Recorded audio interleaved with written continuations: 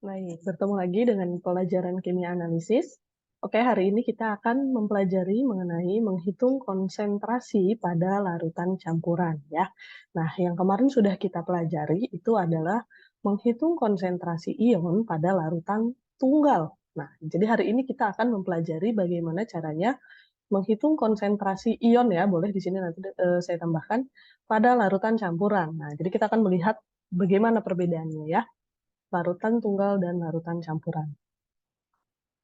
Oke, nah yang perlu dipahami, sebelum kalian menghitung konsentrasi dalam larutan tunggal, kita akan melihat dulu bagaimana menghitung konsentrasi pada larutan campuran ya. Nah, sebelum maju ke situ, kita lihat dulu. Nah, di sini saya punya 3 buah larutan.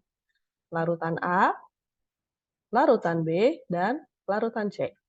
Nah, katanya larutan A ini adalah larutan campuran yang terdiri atas 25 mili CuCl22% dan 75 mili H2O. Nah, berarti kan ditambahkan air ya. Berarti praktis larutan A itu sebenarnya adalah pengenceran, betul? Oke. Nah, kita lihat larutan B. Larutan B katanya adalah larutan campuran yang terdiri atas 15 mili NaNO3, 500 ppm, dan 55 mili bubur kacang hijau. Nah, apa nih bedanya larutan A dengan larutan B? Nah, kalian itu biasanya menganggap yang namanya pengenceran itu adalah suatu larutan atau senyawa kimia yang ditambahkan air. Kan begitu ya? Padahal tidak harus air ya. Jadi yang B, ini juga sama prinsipnya pengenceran. Hanya saja yang diencerkan atau pengencernya itu adalah bubur kacang hijau ya. Jadi pengencer itu tidak harus air ya. Sebetulnya yang disebut larutan pelarut atau larutan senyawa yang terlarut itu hanya berdasarkan volumenya saja. Jadi kalau konsentrasi, bukan konsentrasi ya, volume yang lebih besar itu kita sebut dia sebagai pelarut. Jadi sebetulnya pelarut itu tidak harus air, memang biasanya air ya. Jadi kalau di sini NaNO3 dicampurkan dengan bubur kacang hijau, berarti pelarutnya si bubur kacang hijau. Jadi ini prinsipnya pengenceran juga. Jadi untuk yang larutan A dan larutan B itu ketika kamu mau menghitung konsentrasi senyawa kimianya, untuk larutan A itu CuCl2 dan untuk larutan B itu NaNO3, itu keduanya kalian menggunakan prinsip pengenceran. Yang artinya rumusnya adalah Vici-Vaca. Kan begitu ya, kalau pengenceran kalian tinggal memasukkan rumus Vici-Vaca. Ya, jadi yang A dan B itu sama. Nah, kemudian kita lihat nih yang C ya. Larutan yang C katanya adalah larutan campuran yang terdiri atas 300 ml CuSO4 3 molaritas dan 100 ml CuNO3 2 kali 2 normalitas. Nah, di sini bedanya apa dengan A dan B? Sebetulnya pertama, prinsip yang pertama yang harus kalian perbaiki ya, yang namanya ada dua senyawa yang kamu campurkan, dua senyawa yang berbeda yang kamu campurkan, kedua senyawa tersebut itu saling mengencerkan. Jadi sebetulnya untuk yang A ini CuCl2-nya diencerkan oleh H2O, sebetulnya air tidak ya. Tapi yang B, kamu lihat NaNO3 dicampurkan dengan bubur kacang hijau, NaNO3-nya diencerkan oleh bubur kacang hijau, bubur kacang hijaunya diencerkan oleh NaNO3 ya. Jadi sebenarnya ini saling mengencerkan. Nah, begitu juga yang terjadi dengan C. Jadi walaupun dia ini bukan ditambahkan air, tetap ini prinsipnya pengenceran. Tapi CuSO4 diencerkan oleh CuNO3 2 kali, dan CuNO3 2 kali diencerkan oleh CuSO4. Bedanya di sini untuk larutan C, kamu lihat senyawanya ada CuSO4 dan ada CuNO3 2 kali. Kemarin kan kita menghitung tidak hanya sampai konsentrasi senyawa saja, tapi sampai konsentrasi ion, bukan? Jadi di sini, kalau kamu mau menghitung konsentrasi ion, SO4 ini diencerkan oleh CuNO3 2 kali. NO3 itu diencerkan oleh CuSO4. Tapi Cu, nah, kamu lihat nih, di sini Di kedua senyawa itu ada Cu. Nah, Cu ini jadi tidak saling mengencerkan karena kan keduanya ada, jadi ditambahkan. Nah, di sini letak perbedaannya ya. Jadi, kalau kalian menghitung konsentrasi larutan campuran, yang pertama kali kalian lihat, apa dulu senyawanya? Adakah ion senama? Nah, ini biasa kita sebut ion senawa ya. Jadi kalau ada ion senama, itu dia prinsipnya berbeda sendiri, tidak diencerkan ya. Nah, kita lihat. Jadi untuk larutan A tadi prinsipnya pengenceran, untuk larutan B prinsipnya pengenceran juga. Nah, larutan C sebetulnya pengenceran juga, kecuali pada ion senama. Gitu ya. Jadi kalau kalian mau menghitung konsentrasi pada larutan campuran, dilihat dulu senyawanya apa, ionnya ada yang senama atau tidak gitu. Nah, kita lanjut ya. Nah, saya tekankan lagi. Jadi kita akan berfokus kepada 4 konsentrasi ini ya, yang sering kita gunakan molaritas, normalitas, persen, dan ppm. Oke, nah kita akan fokus membahas larutan C, karena tadi di larutan C ada ion senama ya. Kita lihat ya. Kita akan fokus ke larutan C, kita akan menghitung molaritasnya, normalitasnya, persen, dan ppm. Nah, jadi untuk slide yang ini adalah rangkuman rumusnya. Ya. Ingat, molaritas itu dia prinsipnya kalau molaritas, kamu kalau mau mengubah dari normalitas berarti mengecil. Normalitas dibagi valensi. Normalitas, kalau mau kamu ubah dari molaritas menjadi normalitas, itu berarti gede ya, dikalikan valensi. Nah, ingat, ini kenapa saya tuliskan di sini, intinya ketika kalian mau mengencerkan atau menghitung konsentrasi pada larutan campuran, yang harus kalian hitung adalah jumlah zatnya dulu. Kan kalian mencampurkan. Jadi jumlah zat sebelum dicampurkan berapa, akan kalian bagi dengan volume setelah dicampurkan. Itulah konsentrasi campuran gitu ya. Jadi baik molaritas, normalitas, persen, dan ppm itu intinya adalah yang kamu cari jumlah zatnya dulu. Atau yang bagian atas ini. Jadi kalau dia konsentrasinya molaritas, seperti yang kalian ketahui, molaritas itu satuannya adalah mol per liter. Maka jumlah zatnya itu adalah mol. Normalitas, jumlah zatnya adalah GST. Ya, normalitas adalah GST per liter. Persen, jumlah zatnya adalah gram. Persen adalah gram per 100 ml. ppm, jumlah zatnya adalah miligram. ppm adalah miligram per liter. Jadi apapun yang kalian hitung, kalau kalian mencampurkan dua senyawa, berarti kamu hitung dulu masing-masing jumlah zat sebelum dicampurkan, kemudian dibagi volume campurannya kalau diencerkan. Kalau ada ion sanamanya, kamu hitung dulu masing-masing jumlah zatnya, kamu jumlahkan, baru dibagi volume total ya. Nah, ini yang perlu diperhatikan. Ingat ya, konsentrasi ion kalau dalam satuan molaritas dan normalitas itu pakai ionisasi. Untuk molaritas dikalikan koefisien, untuk konsentrasi ionnya ya. Untuk normalitas, konsentrasi ion dan senyawanya sama, karena sudah dinormalkan ya. Ingat, molaritas dan normalitas dan ppm itu semua per liter ya volumenya, kecuali persen. Persen itu adalah per 100 ml.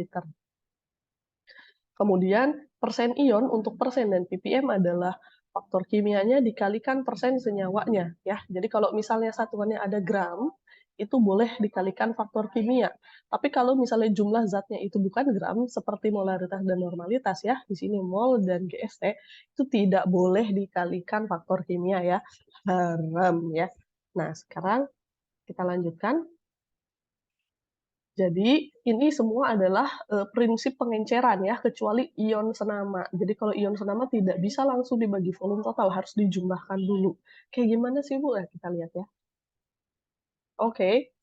Nah, aduh, sebentar. Oke.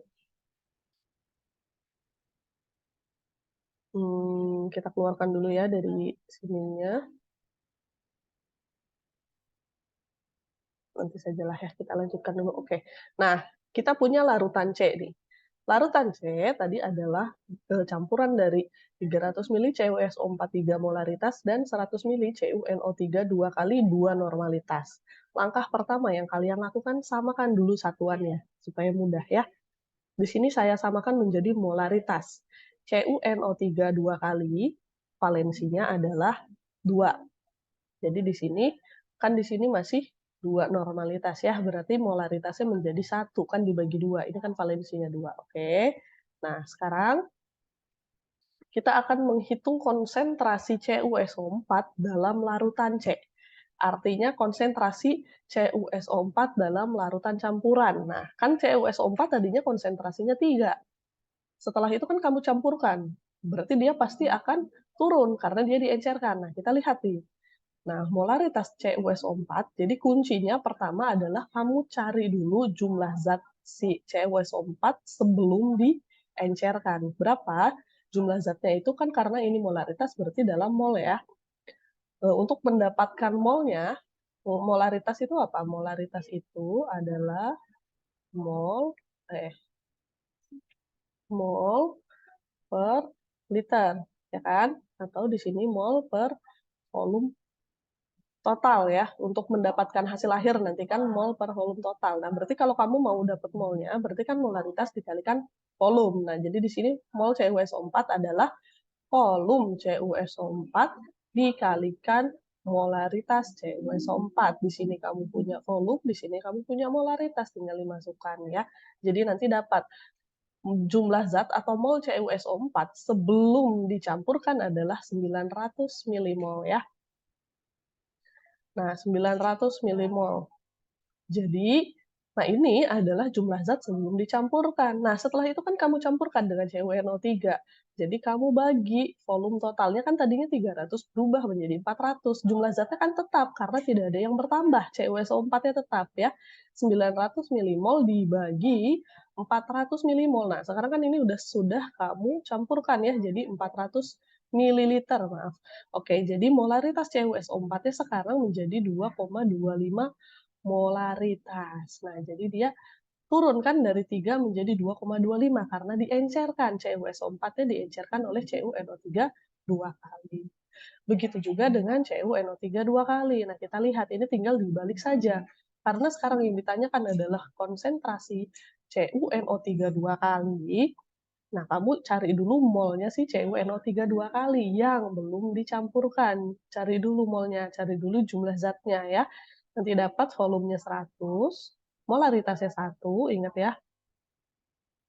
Berarti dapat 100 milimol. Nah, ini yang perlu diperhatikan. Kalau kamu di sini pakai volumenya mililiter, berarti nanti hasilnya milimol ya. Kalau di sini kamu pakainya liter, kalau liter kan di sini 0,1, nanti kamu dapatnya mol. Kalau nanti kamu dapatnya mol, nanti dibagi volumenya harus dengan liter. Jadi kalau di sini nanti 0,1 mol, maka dia dibagi dengan 0,4 liter. Jadi ingat, satuan itu harus selalu diperhatikan ya. Nah, sekarang molaritas CuNO3 2 kali adalah 0,25 molaritas. Nah, berarti dia juga turun kan? CuNO3 2 kali juga diencerkan oleh CuSO4. Jadi CuNO3 2 kalinya kan tidak bertambah, jadi dia pasti encer ya, jadi diencerkan oleh CuSO4. Nah, ini yang perlu diperhatikan. Ini adalah konsentrasi senyawa dalam larutan campuran ya, konsentrasi CuSO4 dan konsentrasi CuNO3 2 kali. Nah, kemudian kamu akan mencari berapa konsentrasi ionnya setelah diencerkan. Ya, nah ingat ya, untuk molaritas, untuk mendapatkan konsentrasi ionnya, itu tinggal kamu ionisasikan saja. Kamu kan sudah punya di sini molaritas CuSO4, kamu ionisasikan. Nah, jangan lupa kalau molaritas itu dia berarti akan dikalikan koefisien. Nah, kita lihat di sini untuk CuSO4 dia diionisasikan menjadi Cu2 plus dan SO4 2 min. Maka kalau CuSO4-nya 2,25, SO4-nya 2,25 molaritas juga sama. Tapi yang di sini CuNO3 2 kali CuNO3 2 kalinya 0,25 molaritas diionisasikan menjadi Cu2 plus dan 2NO3 min. Nah, di sini koefisien NO3-nya 2, maka konsentrasinya juga dikalikan 2. Ingat ini karena ini molaritas. Kalau dia normalitas baru sama ya. Nah, sekarang ionnya yang SO4 dan NO3 kita sudah selesai nih, tinggal Cu-nya. Nah, Cu itu kan ion senama. Jadi di sini kamu cari dulu jumlah zat masing-masing sebelum ditambahkan ya, sebelum dicampurkan. Nah, jadi molaritas Cu, nah tolong diperhatikan nih, untuk molaritas Cu, berarti kan, di sini kan kamu punyanya molaritas CuSO4 nih. Jadi di sini kamu sebetulnya kamu ionisasikan dulu ya. Di sini CuSO4 itu kan terionisasi menjadi Cu2+ dan SO4 2-. Maka kalau di sini dia 3 molaritas, di sini 3, di sini 3. Nah, jadi di sini kamu pakainya kan molaritas Cu ya, ingat jangan pakai molaritas CuSO4, jadi 3 ya. Nah, jadi untuk dapat mol Cu-nya saja kan kamu harus pakai molaritas Cu, makanya kamu cari dulu ya. Kalau volumenya tetap kan sama ya, si Cu ini ada di dalam 300 mili ini.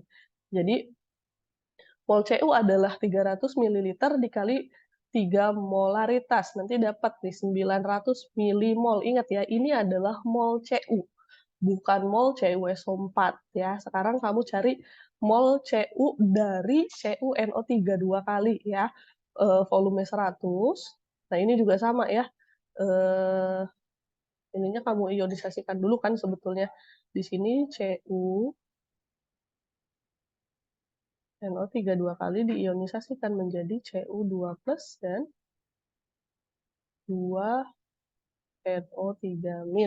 Maka kalau di sini 1, di sini 1, nah di sini 2. Nah, yang kamu pakai kan yang ini.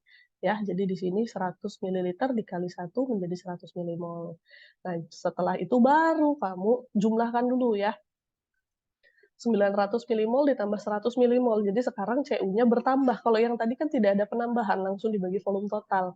Kalau Cu bertambah karena dia ion senama ya, ditambahkan baru dibagi volume total. Volume totalnya tetap ya 400. Maka kamu dapatkan molaritas Cu itu adalah 2,5 molaritas. Nah, sebetulnya kalau kamu lihat kalau kamu pengen praktisnya, ini kan di sini 2,25 harusnya ya, ditambahkan 0,25 itu kan sebetulnya 2,5. Tapi tidak boleh ya. Konsentrasi itu tidak boleh ditambahkan. Ya, jadi kamu tetap harus pakai cara yang ini. Kamu cari dulu jumlah zatnya. Ini kebetulan angkanya sama, tapi tidak selalu ya, karena memang tidak boleh. Prinsipnya kalau molaritas itu tidak boleh ditambahkan ya. Yang boleh ditambahkan itu adalah jumlah zatnya. Oke, jadi untuk molaritas kita sudah dapat. Nah, sekarang kita akan melanjutkan ke normalitas. Jadi, ini adalah larutan C ya. Nah, karena sekarang kita mau membahas normalitas, saya mengkonversi yang CuSO4. Tadi diketahui 3 molaritas. Nah, di sini kan valensinya 2 ya, CuSO4. Nah, ini hati-hati nih. Kadang-kadang kalian itu mengira CuSO4 valensinya 1 karena tidak ada yang dikalikan ya. Tapi kan ingat Cu itu Cu2+ SO4 itu 2-, jadi valensinya 2 ya. Jadi ini dikalikan 2 karena normalitas gede dikalikan 2 ya. Sekarang kita punya normalitas senyawanya sebelum dicampurkan. Nah, sebetulnya prinsipnya sama dengan yang molaritas tadi, bedanya sekarang kita menggunakan normalitas ya. Kalau tadi molaritas itu mol per volume, maka kalau normalitas itu GST ya. Jadi kamu cari dulu GST-nya sebelum dicampurkan. Volume 300 dikalikan normalitasnya, maka nanti kamu dapat 1800 mGST dibagikan volume total menjadi 4,5 normalitas. Nah, berarti sudah sesuai. Dia tadinya 6, diencerkan jadi 4,5 normalitas ya. CuSO4 diencerkan oleh CuNO3 2 kali. Nah, sekarang dilihat yang CuNO3 2 kali. Ya, tinggal dimasukkan datanya. Sekarang kamu memasukkan datanya pakai yang volume CuNO3 2 kali dan normalitas CuNO3 2 kali. Nanti dapat ya 200 mGST dibagikan volume totalnya menjadi 0,5. Nah, sama begitu juga halnya dengan molaritas. Normalitas itu untuk konsentrasi ionnya. Ingat ya, konsentrasi ionnya diionisasikan. Molaritas dan normalitas, konsentrasi ionnya itu adalah diionisasikan. Kalau persen dan ppm nanti dikalikan FK, jadi berbeda ya. Nah, sudah selesai nih. Nah, baru kamu hitung sih normalitas CU-nya. ya. Nah, karena normalitas Cu itu kan, konsentrasi senyawa dan ion itu sama, nah ini kan berarti sama ya, konsentrasi Cu sama dengan konsentrasi CuSO4. Langsung saja disamadengankan ya. Nah, ingat ini adalah konsentrasi sebelum dicampur. Ini sempat ada yang menanyakan ya, jadi ini sebelum dicampur ya, volumenya volume sebelum dicampur, normalitas sebelum dicampur, nanti kamu dapat jumlah zat sebelum dicampur. Baru kamu tambahkan, ini kan ditambahkan karena kamu mencampurkan gitu ya. Jadi ini MGST-nya sudah dapat masing-masing sebelum dicampurkan yang Cu ya. Kemudian kan kamu campurkan, jadi Cu dari CuSO4 akan bergabung dengan Cu dari CuNO3 dua kali. Nah, ini di sini kamu jumlahkan, dibagi volume total, hasilnya menjadi 5 normalitas ya. Jadi ini adalah konsentrasi Cu dalam larutan C, dalam larutan yang sudah dicampurkan ya. Jadi ini adalah juga konsentrasi SO4 dan NO3 dalam larutan C. Oke, kita lanjut. Nah, sekarang yang akan kita hitung adalah persennya. Nah, di sini saya menyamakan konsentrasinya menjadi normalitas supaya mudah saja ya. Nah, pertama-tama kamu akan mengganti persen konsentrasinya menjadi persen, tapi dalam larutan campuran. Maka kamu tidak hanya mengkonversi konsentrasinya saja, tetapi juga menghitung dia yang sudah dicampurkan, sudah dilarutkan ya. Jadi pertama-tama tugas kamu sama seperti sebelum-sebelumnya. Kamu cari dulu berapa jumlah zatnya sebelum dicampurkan ya. Tapi di sini dalam hal ini karena mau kamu udah ubah menjadi persen, jumlah zat dalam persen adalah gram. Jadi kamu cari gram ya. Persen itu kan gram per 100 mili. Jadi di sini kamu cari dulu nih gramnya. Gimana caranya? Rumusnya persen itu, nah di sini ya, persen CuSO4, ini kan yang akan kamu hitung nanti. Persen CuSO4 adalah gram CuSO4 dibagi volume total. Gramnya CuSO4 memang berapa? Nah, kamu cari. Nah, ini pakai rumus yang sudah disederhanakan ya. Volume CuSO4 dikalikan normalitas CuO4 dikali BST CuSO4 ya. Volumenya ada, normalitasnya ada, BST-nya ada. Nah, yang perlu diperhatikan karena di sini kamu mau mencari gram, maka di sini gunakanlah volumenya sudah liter ya. Ingat, di sini kan normalitas itu adalah GST per liter. Maka supaya bisa dicoret ini si liternya, maka volumenya konversi dulu menjadi dalam liter ya. Jadi di sini 0,3 liter dikalikan 6 normalitas dikalikan 79,75. Jadi kamu dapat gram CuSO4 yang belum dicampurkan adalah 143,55 gram. Nah, yang ditanyakan adalah persennya. Kamu punya gramnya, tinggal dibagikan saja dengan volumenya. Nah, ingat ya, persen itu kan harus gram per 100 mili. Nah, ini kan volume totalnya masih 400 nih. Berarti belum 100 kan? Nah, berarti supaya 100 ini tinggal dibagi 4. Kalau di bawahnya dibagi 4, berarti di atasnya dibagi 4.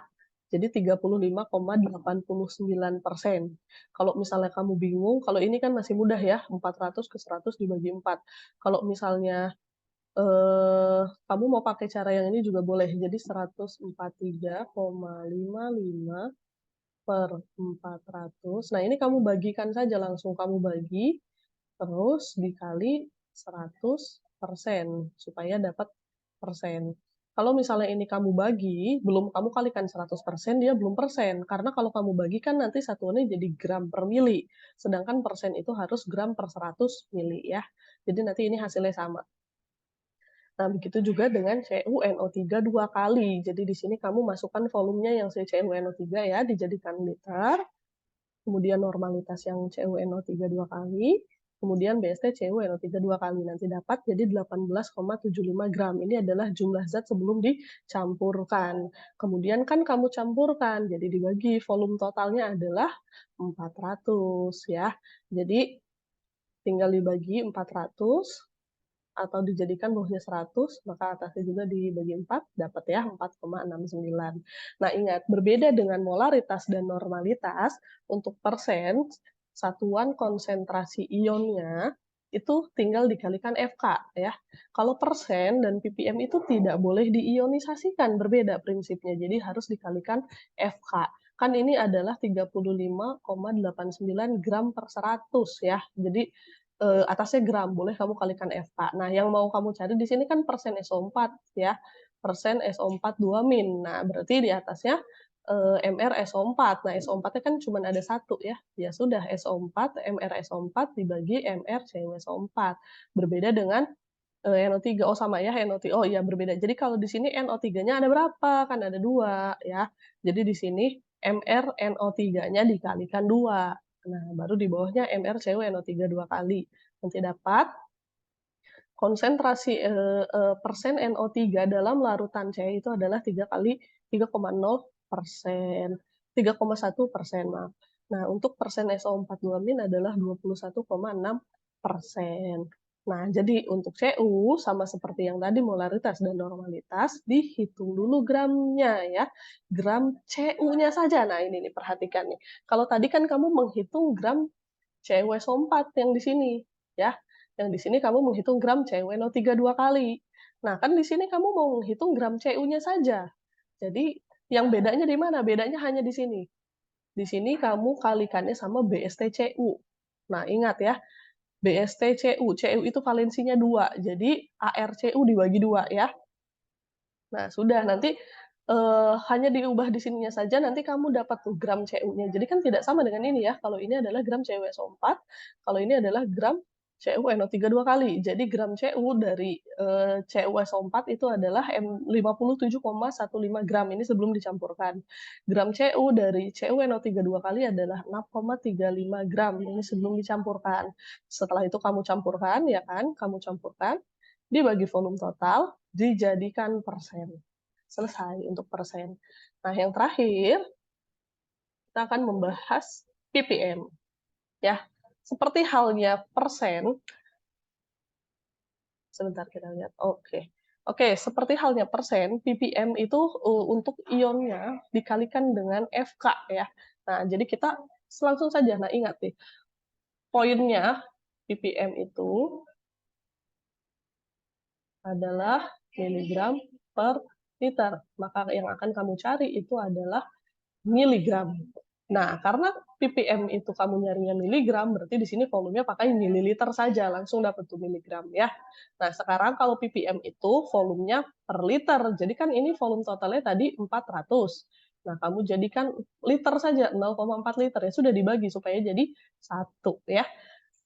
Begitu juga yang CuNO3 2 kali ya, ininya sama, miligram, jadi volumenya dalam mililiter, nanti kamu dapat ya, miligram CuNO3 2 kali adalah 18.750.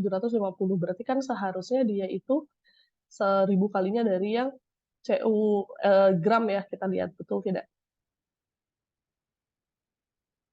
Nah, betul ya.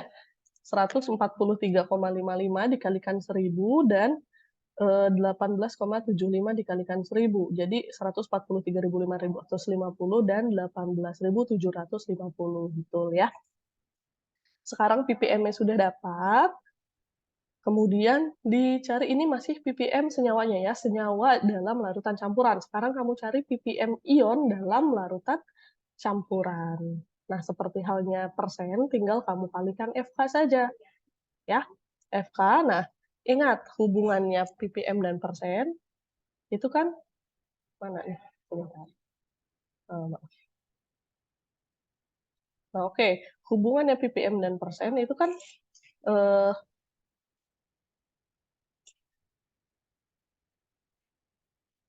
persen itu adalah ppm dibagi 10.000 atau kebalikannya.